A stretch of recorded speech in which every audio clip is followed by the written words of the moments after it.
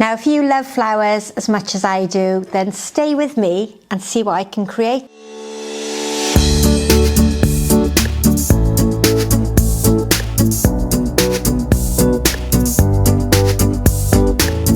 Welcome back to another tutorial. Now, if you've been following me for a while, you'll know I'm a lover of vintage containers, but today I have a base from Marks and Spencer's, and it's this lovely shade of blue, and I felt it was going to work really well with the hyacinths that are available at the moment. We're heading into the springtime. There's a gorgeous selection of spring flowers around, and I'm going to use them alongside some yellow tulips, 2 springtime flowers, some gypsophilia to give me a bit of texture and added interest, and I'm also going to introduce 3 larger gerbera and some spray carnations, and they're all supermarket flowers. So one thing that I like to do on the YouTube channel is to show you how you can arrange flowers that come from the supermarket, because not everybody has access to a good quality florist shop. So what we're going to do today. Now, I'm using some wire mesh today. Now, these videos aren't as popular as the designs created in floral foam, but there is a huge movement at the moment in floristry and floral design for more sustainable and environmentally friendly options. So this is a piece of chicken wire. It's been rolled, so I've got a couple of different levels to insert my flowers into, and I've created a shape very much like a banana or a boat shape so that it follows the contours of my vase. And if you go back, and I'll link it in the cards here, I have done a design similar to this but in a cream or an apricot coloured base. So just shows you how versatile they can be. Now, my gerberas are already cut quite short because I've used them in a previous arrangement. And these are going to work really well low down at the front of the arrangement. So it doesn't matter that they've been cut short for a previous design. Under normal circumstances, I would have filled this with water, but because I'm likely to be tipping it forward every now and again, it would make more sense for me to leave it empty.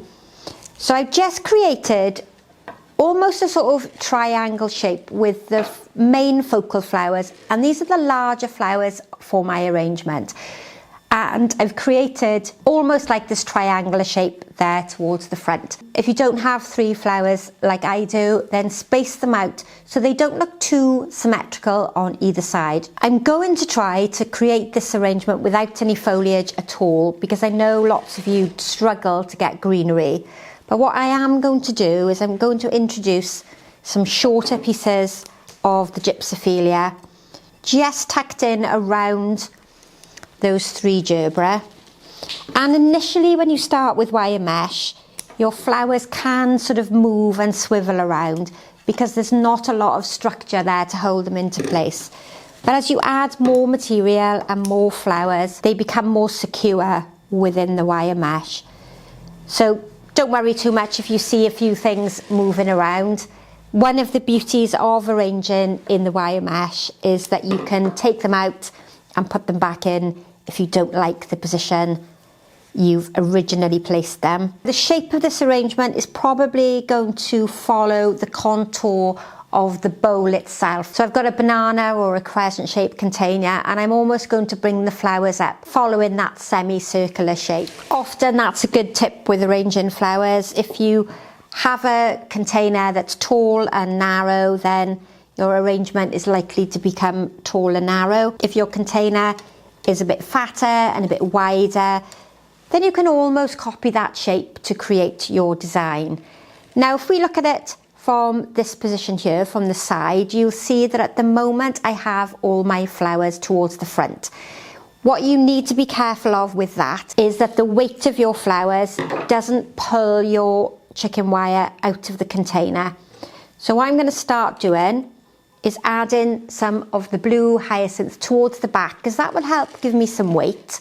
You can still see the flower from the front, but it means I'm weighting the back of the design down as well. So we need to use the whole width of that design, front to back. The last thing you want to do is make an arrangement that all tips out when you get to the very end. Right, let's start adding some yellow tulips. Now these have been in the workroom for about a week, so you can see there's a nice size head on them. Now the natural shape of this flower is bending down quite severely, so if I try to add this in at the end of the arrangement, it's going to knock on the table and it's going to be too low. So I'm almost going to have to cut this one quite short and bring it down nearer the base of the arrangement. It can drape forward over the front of my little gerbera there at the front. And then the shorter bit of greenery that I've removed from the tulip can also be used in the design. So we're not wasting any of the foliage. Now if we take another look at the tulip, you'll see that this one too wants to drape forward. So I'm almost going to have to place these in at the centre and then support them with more flowers as I go along. I'm going to reuse that leaf from the tulip, take my time working it through the mesh frame, and that's going to sit nicely on the edge there of my container. Now you will find as your tulips mature and the head becomes bigger, the weight of the head is often too much for the stem. So don't worry if this happens with your tulips. You just got to work with them and place them in the design so they naturally flop forward. Now I'll reuse the greenery and we'll place that towards the edge. Now what I'm going to attempt to do with one of the tulips is reflex the head. So I'm going to very gently bend some of the petals backwards so that I get a different shape with the tulip.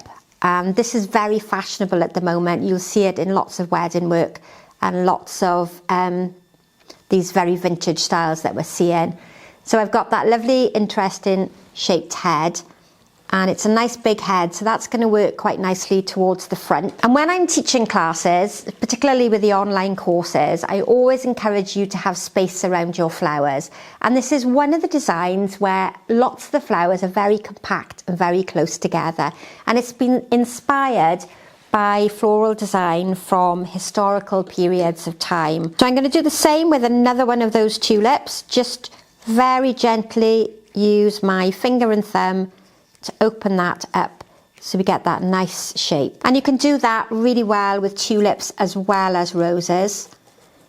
And hopefully I can get that to sit in a position so that it cascades over the top.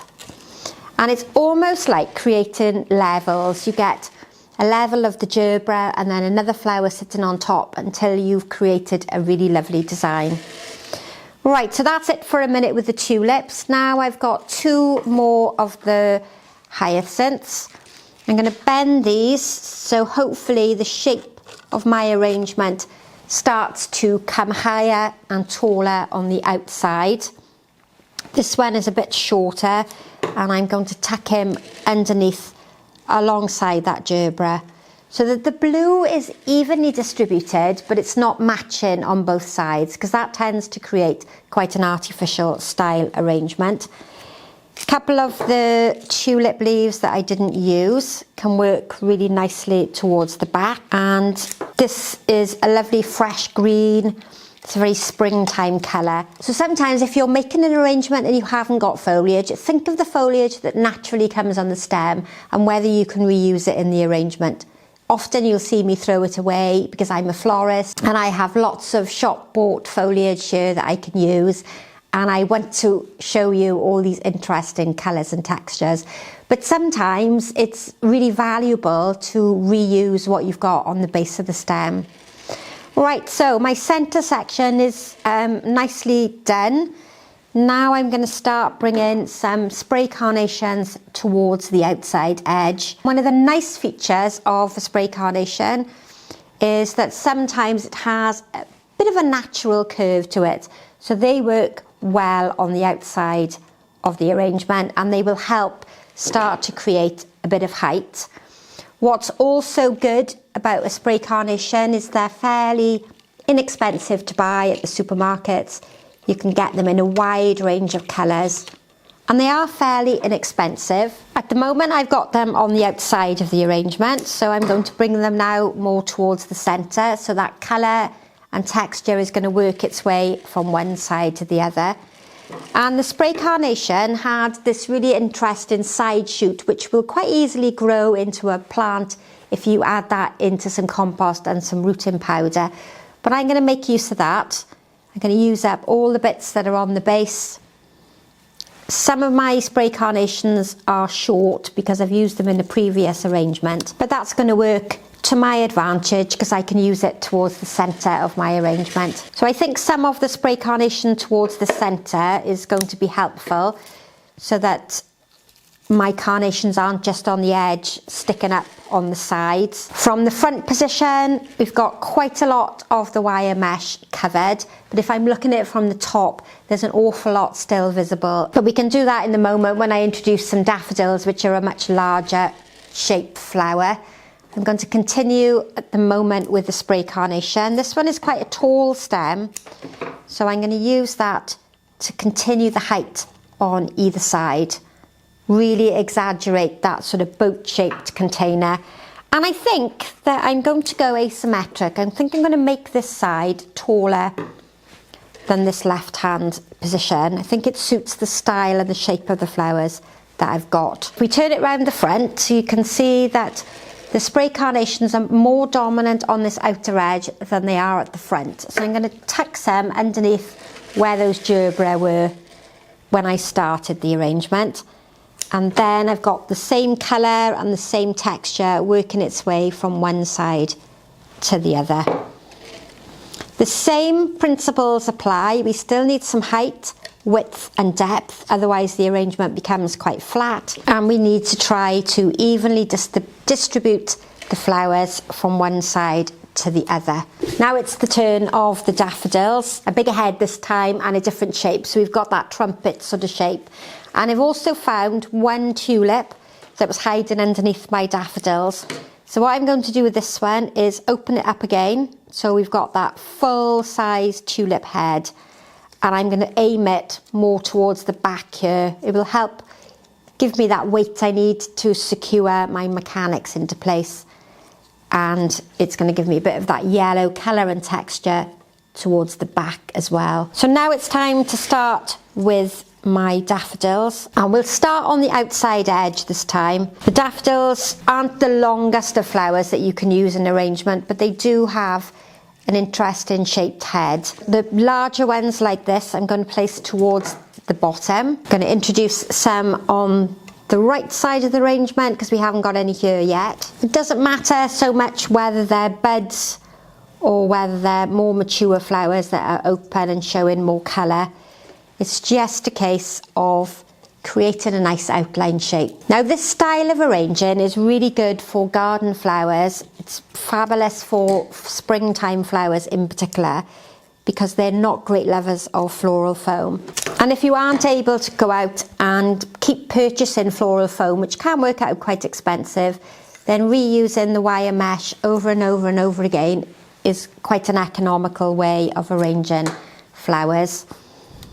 You get this much softer, lighter feeling with your flowers and a far more delicate style of arranging. And if you've been watching me, you'll know that this is a style of arranging that I absolutely love. Now I'm only left with the Gypsophila, so we're going to incorporate this into the arrangement and towards the back so that wire mesh is completely covered. I don't want to overfill with Gypsophila because you do end up losing the shape that you've spent a bit of time creating. Let's thin that out a little bit because it's a bit overpowering on both sides. And those two shorter pieces that I've removed will tuck in at the back. If you don't have Gypsophila, you could use foliage instead. Now what I'm not liking at the moment is the two tulips here are in a very similar position and they almost look like they're mirrored on one side. So I'm going to take one of those tulips out, or even angle it towards the back. And I'm going to use a few more of the daffodils in the gap where that tulip was. The last thing you want in this style of arranging is to have two matching flowers on either side. It looks quite artificial, and we almost want something quite natural, as if they've been grown in the garden, and very, very informal. Okay, my final daffodil I think is going to go down quite low, and I don't think I'm going to add any more into here. I think that's really completed. Just going to pop 2 daffodils in the front there. I quite often say in the video it's my last flower, and then I turn it around and have a closer look and I see that I've got a big gap or something that's not suited in that position. So the last 2 daffodils just tucked in on that side, that left side there of the arrangement, and that one's finished. So a really vibrant springtime colour combination of the yellow and blue. If we look at it from this position, all my wire mesh is covered, which is what we want to achieve. Now I just need to pop it on the sideboard and enjoy the fabulous flowers and the wonderful scent of the hyacinth. So as ever, thank you very much for watching. If you haven't already subscribed to the channel, then please do so. At the end of the video, there will be a link to another tutorial, so you can sit back, relax and enjoy another flower arranging video. Like, comment and subscribe to the channel, and hit that notification bell if you want to be informed every time I upload a new tutorial. Thanks for watching, and goodbye for now.